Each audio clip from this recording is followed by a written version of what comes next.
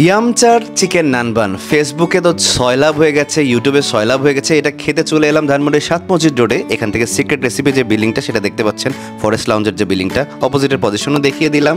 এটার পজিশনটা যদি বলি, ধানমন্ডি 9-এর সামনে ব্র্যাক ব্যাংকের যে বিল্ডিংটা, সেইলোর সেখানে অবস্থিত, লাস ফার্মা সেখানে অবস্থিত, কড়াইগোস্ত সেখানে অবস্থিত, সেই বিল্ডিংটার লিফটের 3-এ মানে 4 তলায় আমরা সবাই মিলে, মানে আমার চন্দ্রময় আর চন্দ্রমার মা মিলে আজকে ইয়ামচার চিকেন নান বান টেস্ট করতে যাচ্ছি। ওরে বাবা কি কম্বিনেশন, চিকেন নান বান।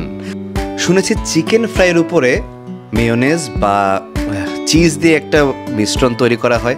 দেখি না খেতে কেমন। লিফটে উঠলাম, চন্দ্রমায়া খুবই খুশি, চন্দ্রমায়ের মা খুবই খুশি। আমরা মেনু ঠিকমতো দেখে নিচ্ছিলাম, কিন্তু চিকেন নান বানটি আজকে ট্রাই করব। আপনারা মেনুটা জুম করে বা স্ক্রিনশট দিয়ে দেখবেন। ওদের আদার্স খাবারগুলো বেশ মজা, যতটুকু শুনেছি। পরবর্তীতে ট্রাই করব। এখন আমরা ওয়েট করছি। আমার চন্দ্রমায়া খুবই খুশি, দেখতে পাচ্ছেন। আমরাও এর জন্য আরও বেশি খুশি। ইয়ামচার এন্ট্রান্সটাই না অনেক সুন্দর। এখানে টাইমিংটা দেয়া আছে। ইয়ামচাতে ঢুকে দেখলাম এত সুন্দর লাইটিং, আর ছোট্ট জায়গার মধ্যে এত ছিমছাম করে সাজানো, কিন্তু মানুষ কিন্তু কম না, প্রচুর মানুষ। ওই যে ফেসবুক ইউটিউবে হিট চিকেন নানবান আমার খাওয়া বেস্ট একটা খাবার। চিকেন ফ্রাই যে এভাবে খাওয়া যায় আমি আগে কখনো জানতাম না।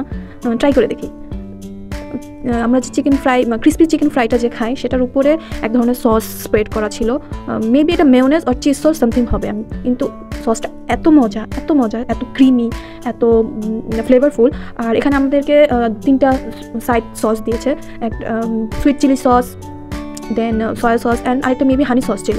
আর এই যে চিকেন ফ্রাইটা ওয়েল কুকড, ভিতরের স্পাইসেসগুলো খুব সুন্দরভাবে ঢুকে গেছে। অসাধারণ একটা খাবার, এত মজা। আমার মেয়েও এটা খাইতে খুব পছন্দ করছে। ও ইয়ামি আমি বলতেছিল।